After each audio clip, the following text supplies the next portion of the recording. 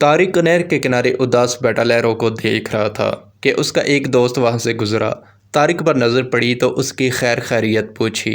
طارق نے اس کے سامنے اپنا دل کھول کر رکھ دیا کہ یار سکون کی تلاش میں ہوں، گھر میں بیوی بچوں کے شور سے تنگ آ گیا ہوں۔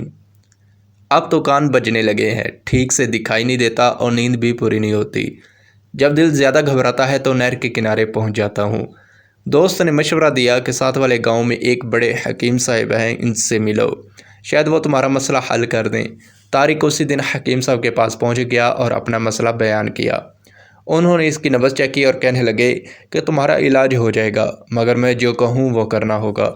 طارق نے حامی بھر لی تو بڑے حکیم صاحب نے کہا، گھر میں مرغا رکھ لو اور 3 دن بعد میرے پاس آنا۔ طارق نے دل میں سوچا کہ پہلے ہی بچوں کے شور سے تنگ ہوں، اوپر سے مرغا بھی۔ خیر وہ گھر جاتے ہوئے کریم بخش سے مرغا خرید کر لے گیا۔ مرغا دے کر بچوں کی تو عید ہو گئی، وہ اس کے ساتھ کھیلنے لگے۔ شور و گل بڑھا تو طارق کی بے سکونی بھی بڑھ گئی۔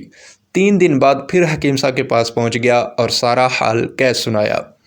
اب کی بار حکیم صاحب نے کہا، ایک کتا بھی رکھ لو۔ طارق کی جی میں آئی کہ حکیم کو کھری کھری سنا دے، مگر مروتاً خاموش رہا اور کتا لے کر گھر کے باہر باندھ دیا۔ بچوں کا شور تھمتا تو کتا بھونکنے لگتا، وہ چپ ہوتا تو مرغا شروع ہو جاتا۔ سخت بے سکونی کے عالم میں تیسری بار حکیم صاحب سے ملا تو حکم ہوا، ایک گدھا بھی رکھ لو، مرتا کیا نہ کرتا۔ ادھار پر گدھا خریدا اور گھر لے جا کر کھونٹے سے باندھ دیا۔ اب تو محلے والے بھی اس کے گھر پہنچ گئے کہ کچھ ہمارا بھی خیال کرو، تمہارے جانور اور بچوں نے مل کر ہمارا سکون برباد کر رکھا ہے۔ طارق نے حکیم صاحب سے فریاد کی تو فرمایا، گدھے کو فوراً بیچ دو۔ آدھی قیمت پر گدھے سے جان چھڑائی تو اس رات کچھ بہتر نیند آئی۔ دوسرے دن حکیم صاحب سے ملا تو حکم ہوا، کتے کو بھی چلتا کرو۔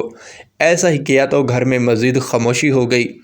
اب کی بار حکیم صاحب سے ملا تو فرمایا کہ مرغا ذبح کر کے کھا لو۔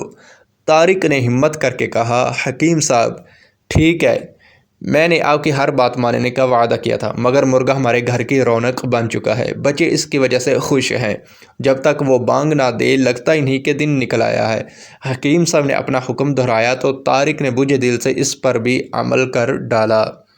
پھر سے حکیم صاحب کے پاس پہنچا تو کہنے لگے، بیوی بچوں سے جان چھڑاؤ اور ان کو نانا کے گھر بھیج دو، پھر تمہیں ایک مکمل سکون مل جائے گا۔ طارق رونے کے قریب ہو گیا اور کہنے لگا کہ حکیم صاحب بس اتنا کافی ہے، میرا علاج مکمل ہوا، اب مجھے سکون ہے۔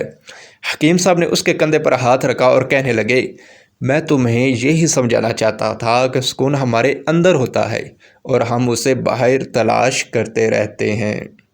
اگر ہم اپنا ذہن بنا لیں تو خلافی مزاج باتوں کو برداشت کرنے کی عادت بھی بن سکتی ہے، ورنہ ہم بے سکونی کا شکار رہتے ہیں۔